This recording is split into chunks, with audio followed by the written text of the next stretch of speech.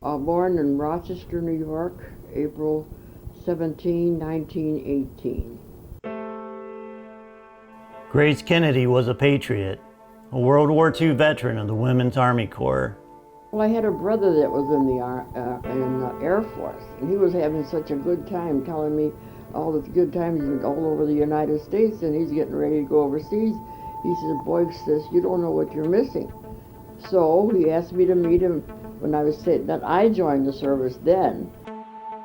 In December 2009, Grace was viciously murdered inside her Bryan, Ohio home, the first murder in the city in 61 years. She was bludgeoned to death, and that is a very sad situation, and it's a very traumatic crime scene for a homicide victim, especially when you look at she was an elderly woman, as I said, could be your mother, could be my grandmother. Grace Kennedy was 91 years old. Nobody deserves that, but especially a nice, sweet old lady. Nobody in Bryan, Ohio just goes after people like that. That's not who we are. That's not the way, that's not the way we do things.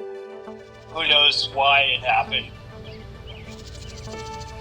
In late spring, 11 investigators obtained police reports compiled in the days after the murder.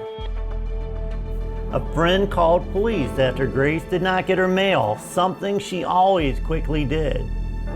A shattered lamp with a damaged base was found beside her on her bed. Blonde hair was found clutched in her hand. A broken crucifix, likely broken in the struggle, was found beneath her. The victim's head was wrapped several times with blankets, covering her face and absorbing blood from several head wounds. She had defensive wounds on her arm. Drawers and closets were emptied, signs of a robbery, but nothing was taken, and an envelope filled with $90 was left undisturbed, and there was no sign of forced entry.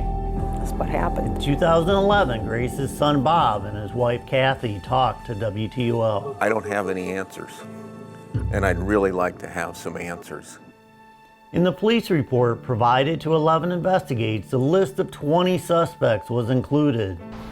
Those suspects included several men with drug histories, neighbors, family members, even elderly friends. In April of 2010, a person of interest was named by police, a man with a drug history who failed a polygraph and reportedly admitted to the killing, but testing of physical evidence could not tie him to the scene. And last year, Bryan's police department asked for help from the Attorney General's cold case unit.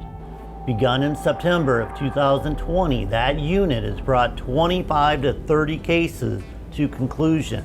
We'll use criminal intelligence, we'll use laboratory personnel, we'll use investigative personnel, but our methodology starts with each of those units reviewing the case file as we get them on an individualized basis. So what we're preventing is someone, like as you said, getting a tunnel vision. Now, multiple sources told us that additional evidence is now being tested by the state. There are people of interest within her case. Our challenge is to get evidence or be able to bring that to a grand jury or a prosecutorial standpoint on what we have within the case file. And little physical evidence was found at the scene, but advances in lab testing and familial DNA testing may hold the key to this case. This idea of familial testing and genealogy testing is something that is advancing the field. So you could have DNA from 15 years ago, it went into the CODIS database, and it never matched to anybody. Now the question becomes, can we use the CODIS database to figure out a first-degree relative of that target profile, or can we use genetic genealogy to determine a relative and then build a family tree and try to solve the case that way? It's still a shadow, especially around the holidays. Just because it happened and because they never found the guy that did it or the person that did it. A shadow. And every longtime resident has a theory about the shadow's name. It was somebody probably that had an intent and a reason and just had it in for her for whatever reason. Perhaps she was just targeted because she was elderly and an easy target or whatever. A 12-and-a-half-year-old mystery waiting to be solved I look at it like it's a jigsaw puzzle, but it's like a jigsaw puzzle that you bought used. So not only are you trying to find the corners and finding the straight edges, you're not even sure if all the pieces are there. Now, you said you worked in MacArthur's headquarters. Yeah, Did you see him?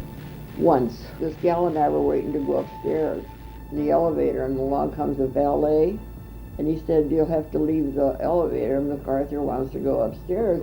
And I said, well, he can ride with us. And this girl, I said, is that okay with you, Jane? And Jane said, sure, go ahead. And the man says, leave the elevator. And I said, okay, so we did.